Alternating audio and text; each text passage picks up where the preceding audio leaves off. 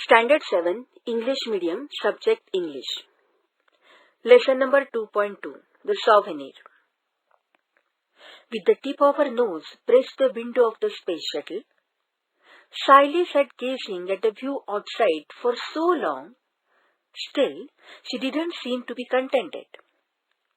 She had read the description of this view several times before and had seen the scene on the video too. But this was different. Reading the description was one thing. Watching the pictures and video captured by the camera was another. But getting an opportunity to view that amazing panorama with your own eyes, being present physically right in the midst of it, was indeed an out-of-the-world experience. No matter how long she sat gazing, her awe and wonder did not seem to abate. The earth gradually appeared to get smaller and smaller in the sky. The azure blue sky was now looking jet black. The clouds had disappeared.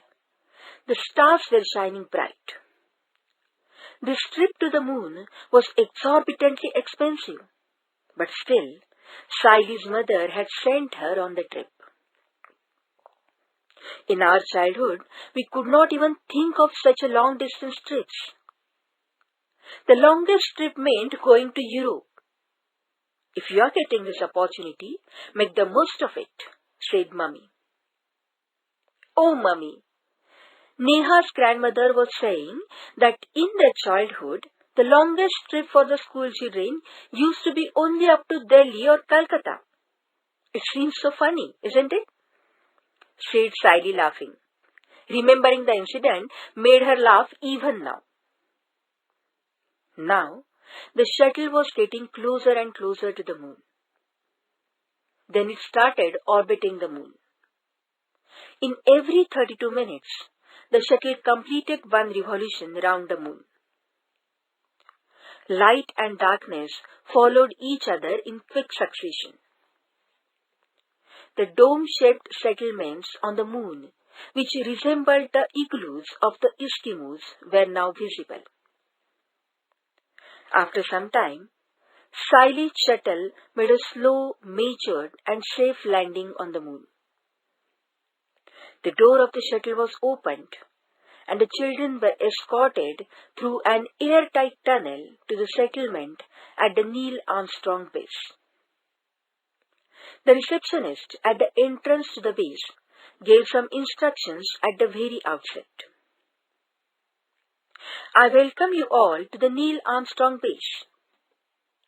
To make your stay on the moon pleasant and comfortable, I would like you to take certain precautions. Listen carefully to my instructions and please follow them during your stay. You know that the gravitational force of the moon is 1/6 that of the Earth. In the human settlements on the moon, a gravitational force equivalent to that of the Earth has been artificially maintained. But outside those settlements, the gravitational force of the moon is at work. You will have to be extremely careful when you roam around here. The second point to remember is related to shopping on the moon. You all must be interested in carrying souvenirs back home from the moon. Please buy the articles only from the shops which are inside the dome-shaped settlements. There you will be assured of genuine articles. Do not buy anything from the unauthorized shops outside the settlement. I wish you a very happy and pleasant stay on the moon. A jam-packed 3 days program awaited the children on the moon. According to the Earth's calculations, on the moon there were 15 days of daylight and 15 days of night time. The 3 days of the trip were going to be part of the night time on the moon. One of the most important programs of the first day was Skywatch. On the Earth, it was usually foggy, and the stars were seen rarely and only very faintly. There was no atmosphere on the moon. On the dark background of the moon sky, the stars shone dazzling bright. The most attractive view was that of the disk of the earth. In the moon sky, the earth looked 13 times bigger than the moon in the earth sky. It was also 70 times brighter. The earth light fell on the moon. This beautiful, enchanting view made Sally and her friends ecstatic. They fell asleep, feeling happy, excited, and comfortable at the same time. The second day's attraction was the circus on the moon. One unique feature of the circus was the seating arrangement. The spectators were made to sit in the tent, and the circus was going on outside. High jumps and long jumps were the special attractions. One gymnast jumped 27 meters high. On both days, besides the main attractions, much time was reserved for visiting the various settlements there. It was expected that the students should spend some time for self-study. The teacher had assigned them the task of writing an essay on how they spent their time on the moon, which places they visited, what they observed, etc. Sally and her friends had travelled far and wide and had done a lot of sightseeing. On the third day, the teacher took them to a place of historical importance. 100 years ago, Neil Armstrong had landed at this place. Everyone was looking forward to this visit to the historical monument. It was the oldest place in the history of a man on the moon. The first footprint of Neil Armstrong was preserved on the moonland. Beside the footprint was a grand statue of Armstrong. At the base of the statue were carved the first words uttered by a human on the moon.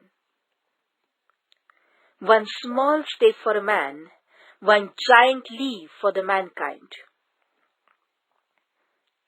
The next attraction for the children was that they were going to wear the space suit for the first time. Then they were going to roam outside, experiencing the gravitational force of the moon. Be careful when you walk, dear children. Don't run or sprint. You will fall. The teacher was warning repeatedly. But who was in the mood to listen? They hopped, jumped, and ran around. Buy ornaments specially made from the stones on the moon.